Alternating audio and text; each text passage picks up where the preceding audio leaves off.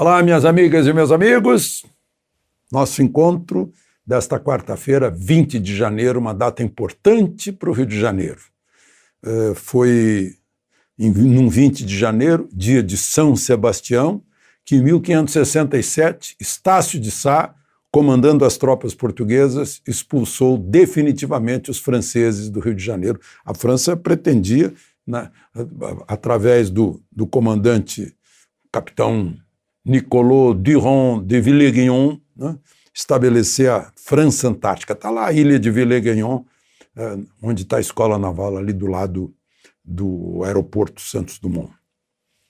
Há muita controvérsia sobre a administração dele no Rio de Janeiro, não vamos entrar em polêmica, mas foi uma grande data. E um dia triste também, um 20 de janeiro triste, em 1983, morte do Garrincha, Mané Garrincha. Dizem que foi o melhor driblador do mundo.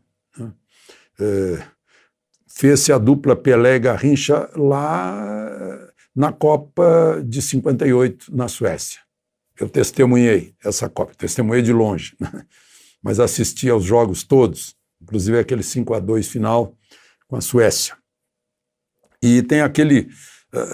conta-se, né? Não sei se é lenda, que Vicente Fiola estava dando instruções, olha, aí você, o fulano passa para o Beltrano e passa pelo zagueiro soviético, aí faz isso, faz aquilo, passa para o Garrincha, e o Garrincha interrompeu, seu Vicente, mas já combinaram com os russos? Né? E ficou uma frase de sabedoria, né? Sabedoria instintiva, porque diziam que ele era muito infantil, sabedoria instintiva. Você quer fazer as coisas, mas já combinou com o adversário vai se dispor a isso. Né? Depois ele repetiu o bicampeonato no Chile, em Santiago, 1962, que eu acompanhei também. Fica aqui o registro do Garrincha, que passou boa parte de sua vida amorosa com a Elza Soares.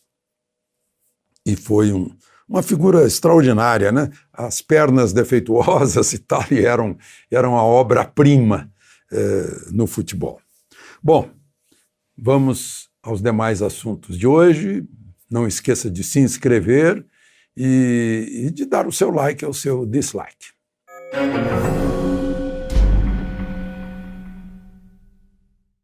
Bom, primeiro assunto, a posse de Biden nos Estados Unidos. A surpresa foi que o Trump, claro, não podia haver vácuo, né? Esperou que ele tomasse posse e aí voou para sua mansão na Flórida, né? Fugindo do frio de Washington. Mas deixou um bilhete para o Biden. É uma tradição que começou em 1989 com Ronald Reagan, também republicano. Deixou um bilhete para o George Bush, né, que era seu vice.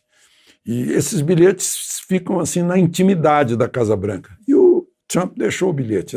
O grande prêmio agora é revelar o que contém esse bilhete. Eu lembro de um bilhete de João Figueiredo, que tampouco passou a faixa para o seu sucessor, né? Ele me disse que saiu pelos fundos, porque ele deveria entregar a faixa para Ulisses Guimarães, como manda a Constituição, e não para José Sarney, que era vice de um presidente que não havia tomado posse. Né? Chegou a fazer a ironia que quem decidiu isso foi o constitucionalista Leônidas Pires Gonçalves. Mas Figueiredo me contou também que, certa vez, o governador Paulo Maluf, numa reunião, pediu conselhos ao Figueiredo, que era presidente. Figueiredo disse, quem sou eu para dar conselhos para um político com tantos anos de praia como o senhor, governador. Mas ele disse que depois ficou pensando e escreveu no papel uma palavrinha, e quando o Maluf foi se despedir, ele pôs o papel no paletó do Maluf e disse, quando o senhor tiver saído aqui do palácio, dê uma olhadinha, queria um conselho, eu estou dando o conselho.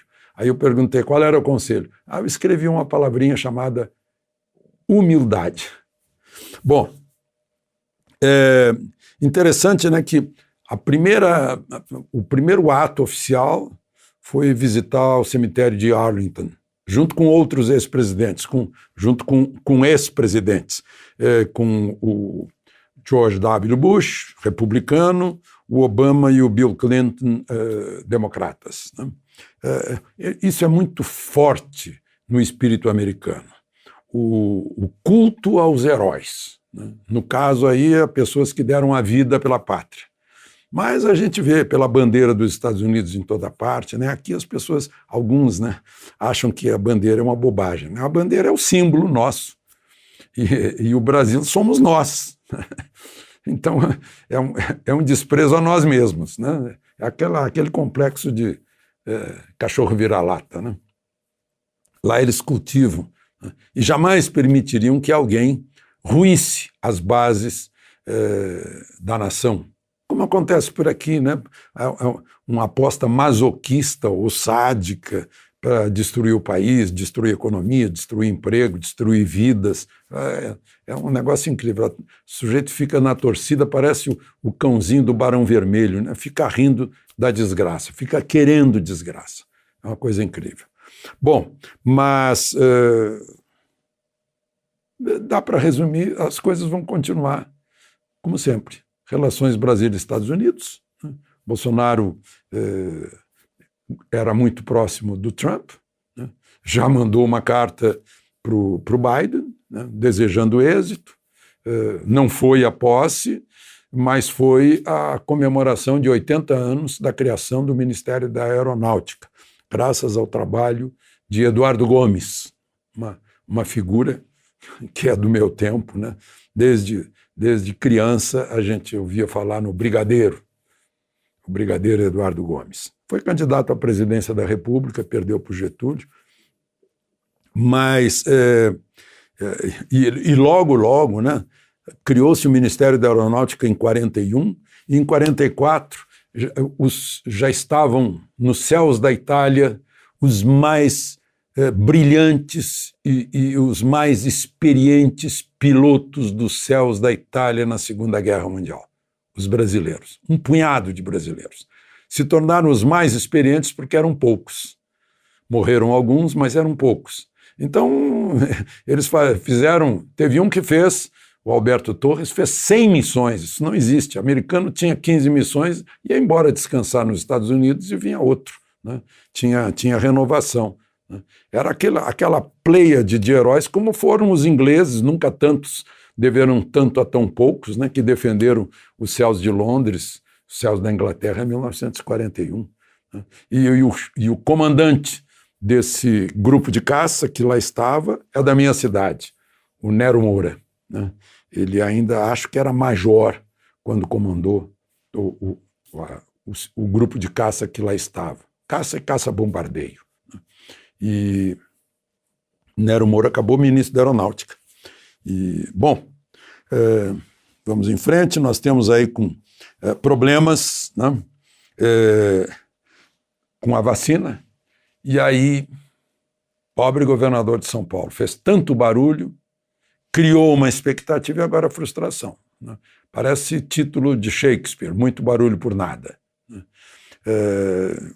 Apareceu assim como o paladino da vacina e agora vem dizer que faltam insumos para o Butantan continuar fazendo vacina. E os insumos estão na China.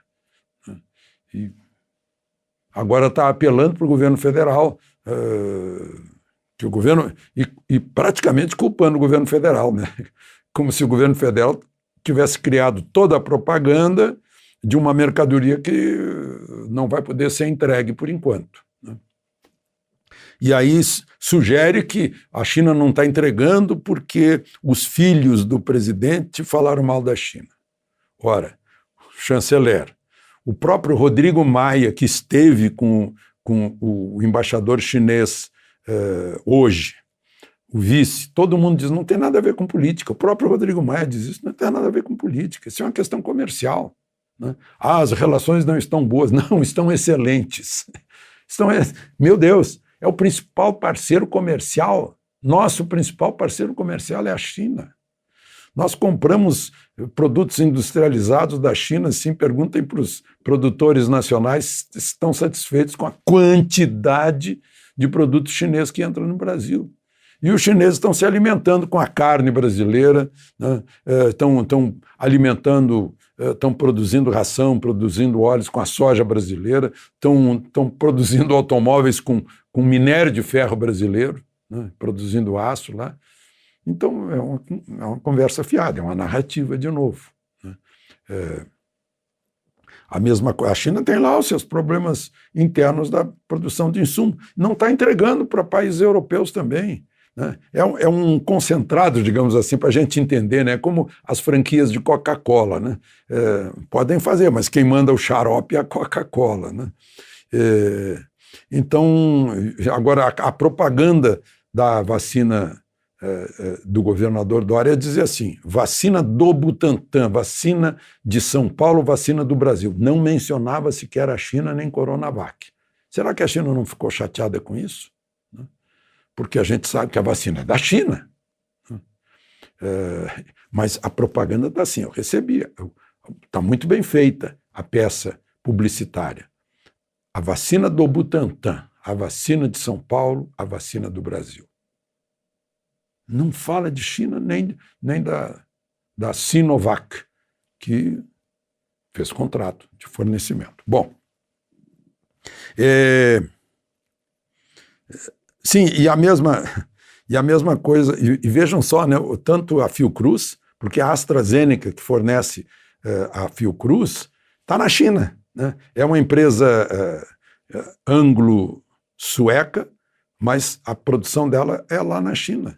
Então, nós concentramos as nossas duas fontes de vacina no mesmo país. Aí também é um risco estratégico, né? E é bem Zhonghua, né? É o nome da China, é o Império do Meio. E a China está demonstrando isso, do meio do mundo. E ali do lado a Índia também, a Índia tem os seus vizinhos, a Índia tem que fornecer prioritariamente para o Butão, para o Nepal, até para Seychelles, que está um pouquinho longe, mas tem muito tráfego, né? Para o Sri Lanka, antigo Ceilão, Myanmar, antiga Birmânia, né? Que estão do lado. É a mesma coisa que São Paulo vacinar só São Paulo e deixar Mato Grosso, Rio de Janeiro, Minas Gerais, Paraná, sem nenhuma vacina, né? Acaba infectando. Aliás, foi São Paulo que começou a infecção do Brasil, né? Começou por lá, inclusive com aquele carnaval. E então a Índia também tem seus problemas internos, além de ter uma vacinação que na primeira fase pega apenas 300 milhões de chineses. E aí, só para a gente se consolar, pode demorar, mas aí a gente fica observando os resultados da vacina. Vejam só, a Pfizer, lá na Noruega, todo mundo sabe o que aconteceu com idosos, né? Então a gente fica observando, porque afinal todas elas são experimentais. E só para concluir, quando se fala em Manaus, o estádio da Copa, daquele país que não precisava de hospital, ele precisava de estádio, né? Custou 623 milhões, eu estive verificando hoje. Parece que dá uns 10 hospitais esse valor, bons. De Brasília, Alexandre Garcia.